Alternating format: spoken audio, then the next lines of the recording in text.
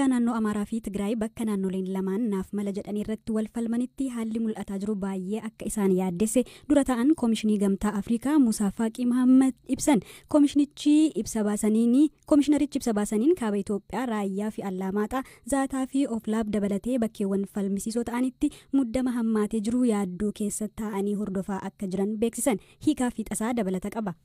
Bakkeewwan naannoon Amaaraa fi Tigraay irratti wal falmanitti torban darbee eegalee hidhattoonni seenaa jiraachuurraa kan ka'e jiraattonni baqachuu gabaafamee ture. Dura ta'an Koomishinii Gamtaa Afrikaa Musaa Faaqii Mahammad bifa haaraan haalli naannoo daangaa naannolee Amaaraa fi Tigraayitti mudataa jiruun buqqaatiin jiraattota akka dhaabbatuuf qaamoleen hunduu hatattamaan diinummaa hambisuun nageenya namoota nagaa akka mirkaneessan jechuun waamicha dhiyeessan. Waliigalteen Piriitooriyaa TPLF fi mootummaan Itoophiyaa waliif mallatteessan guutumaan akka hojiirra oolu jechuun waliigalticha irratti akkuma ibsame naannolee abbummaan irratti ka'utti deebii furmaata quubsaa ta'e kennuuf mariin siyaasaa akka galus gaafatan. Waliigaltee Piriitooriyaa booda bakkeewwan naannoleen Tigraay fi Amaaraa irratti wal falman keessaa qaamoleen humna nageenyaa mootummaa federaalaa hin taane akka ba'an jedhamee ture.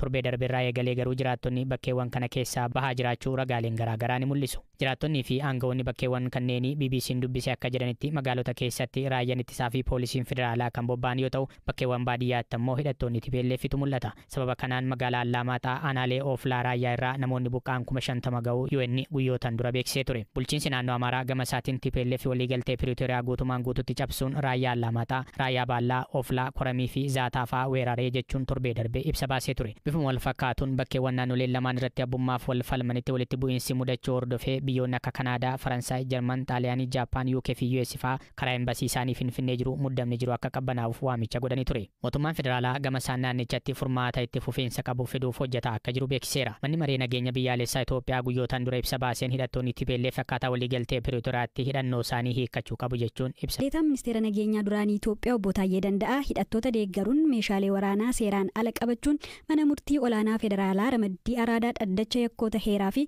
sirna heeraa ilaalutti to'atamanii ji'ootaan booda roobii kaleessaa himataman. Obbo Taayyeen abukaatota isaanii wajjin dhaddachatti dhiyaatanii himata irratti dhiyaate dhageeffataniiru. Ministeera haqaatti abbaa alangaan daayirektarootii yakkoota daangaa qaxxaamuranii himata 3 obbo Taayyee Danda'aa irratti dhiyeesseera. Abukaatowwan isaanii keessaa tokko kan ta'an obbo Tuulii Baay'isaan himannaawwan irratti dhiyaatan BBC'tti himaniiru.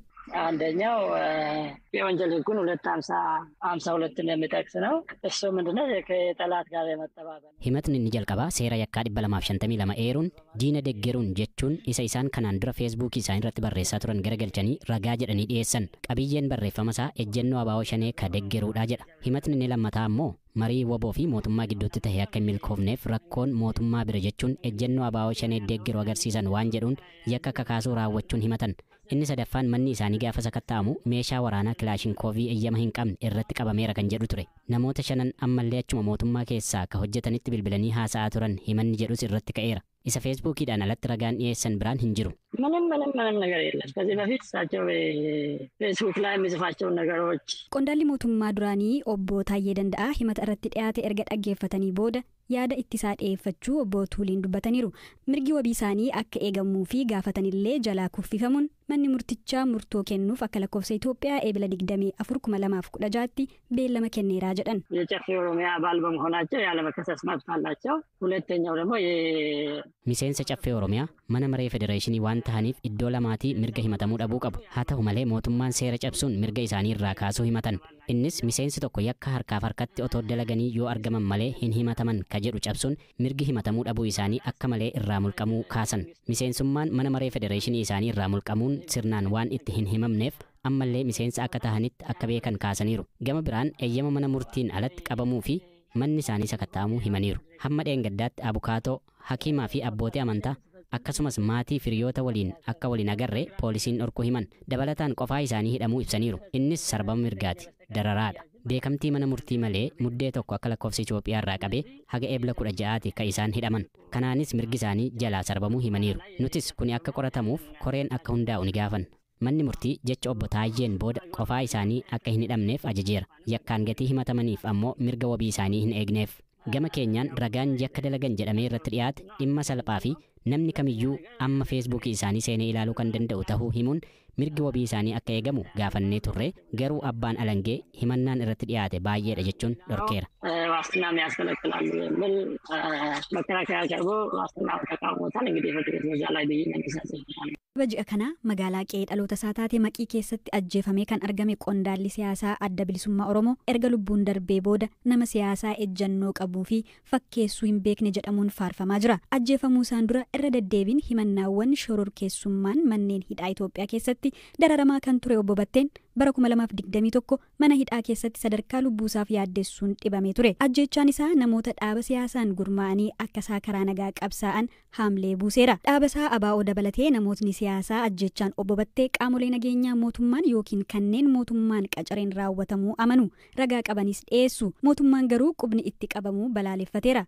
Qorannoo akka gaggeessus ibse. Ajjeechaa isaa kan rakkoo maatii wajjin hidhata qaba jedheen wal qabates shakkamtoota 13 ta'an to'achuu ibsee ture. Ofii namni siyaasaa utubaa ABO'tii jedhamuun abdatamee ture obbo Battee Urgeessaan eenyu?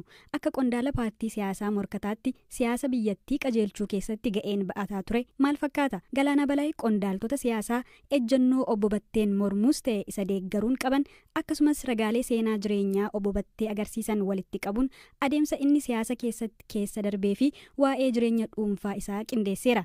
Hamzaa Huseentu dhiyeessa. Obbo Batteen bara 1979 godina Shawaa Bahaa dhiheenya magaalaa Maqii iddoo addaa Boqotaa jedhamutti abbaa isaa obbo Urgeessaa Bulaa fi haadha isaa Aadde Godaanoo Bobaarraa dhalate. Barnoota isaa haga kutaa 5 achuma ganda dhaloota isaatti hordofe. Kutaa 5 haga 12 magaalaa Maqiitti barate. Barnoota isaa sadarkaa lammaffaa mana barnootaa Kaatolikii Maqiitti xumure qabxii olaanaa fiduun Yuunivarsiitii Baahir Daar seene.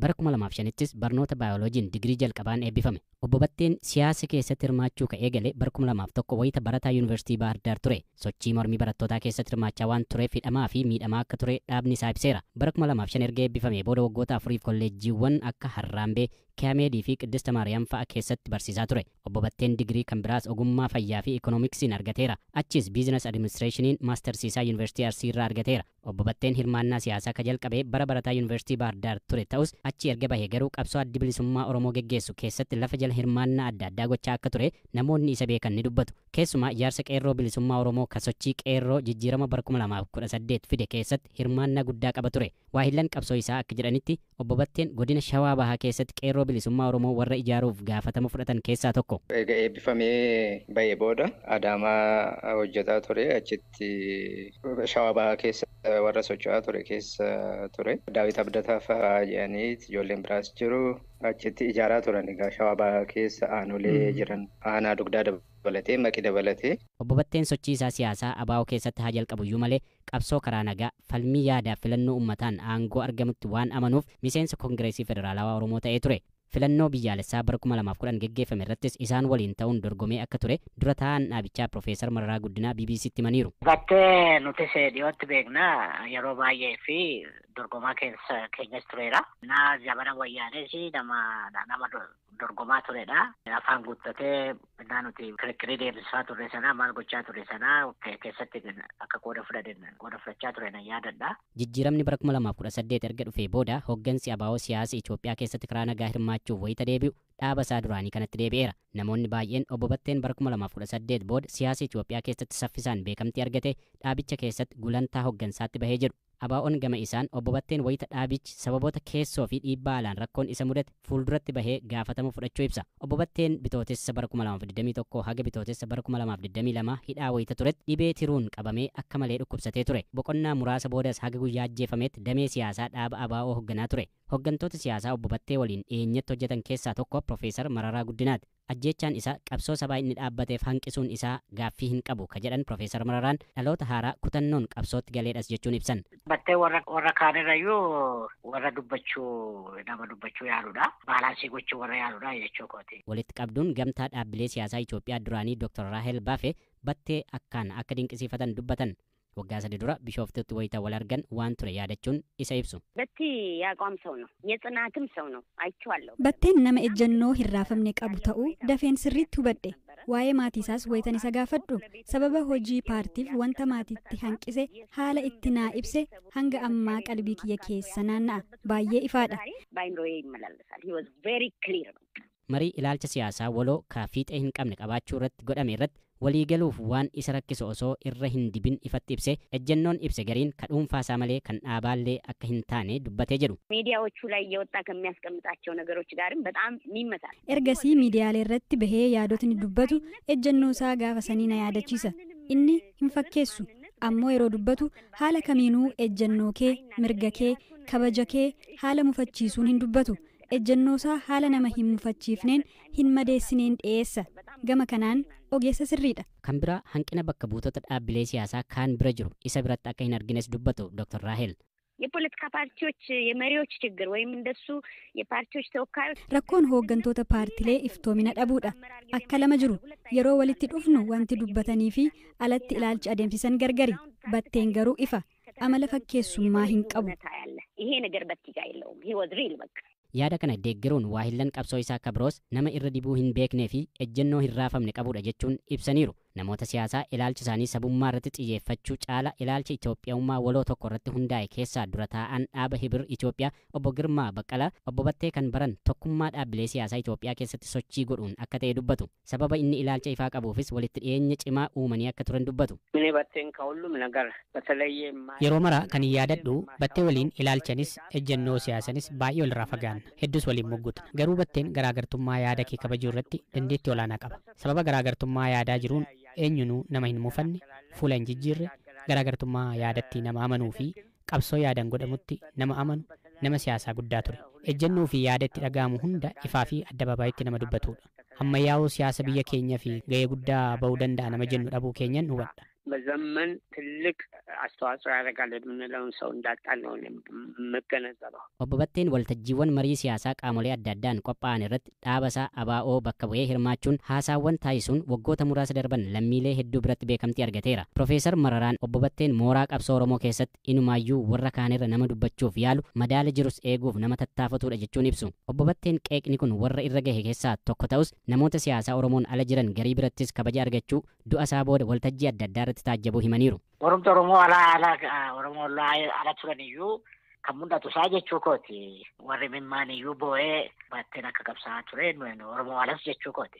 Anu argeeraa jechuu kooti bengadduma fagootoon taate. Profeesar Hizqeel Gabbisaa namoota dhuunfaan Obbo Batteetti dhiyeenya qaban ta'uu dubbataniiru. Akka itti Battee beekan OMN gubbaatti yoo ibsan siyaasi Itoophiyaa fi ka addunyaa hubachuuf of gahoomsuuf kitaaba dubbisuu nama jaallatudha jedhan. Ammoo bara 2022 dhibee cimaa waliin hidhaarraa wayita gadhiifame gara Ameerikaa akka bahu yaaliin hedduu godhame viizaa dhorkamuu dubbataniiru. Boodas Finfinnee keessatti hojjechuuf rakkatee lafa maatii isarratti qonna hojjechuuf murteessuu quba akka qaban himaniiru. Namni siyaasaa mooraa qabsoo ABO keessatti ejjennoo hin raafamne yaadaan falmuutti ija hin laafnee fi qaroo dhaloota haaraa dhaabichaati jedhamu Obbo Battee Urgeessaa halkan ebla 10 bara 2024tti bari'u magaalaa Maqii keessatti ajjeefamee argame. Haga guyyaa sanaatti hoogganaa damee siyaasaa ABO ta'uun hojjechaa ture. Obbo Batteen waggoota 14 dura gaahila ka dhaabbate yoo ta'u ijoollee 4 horateera.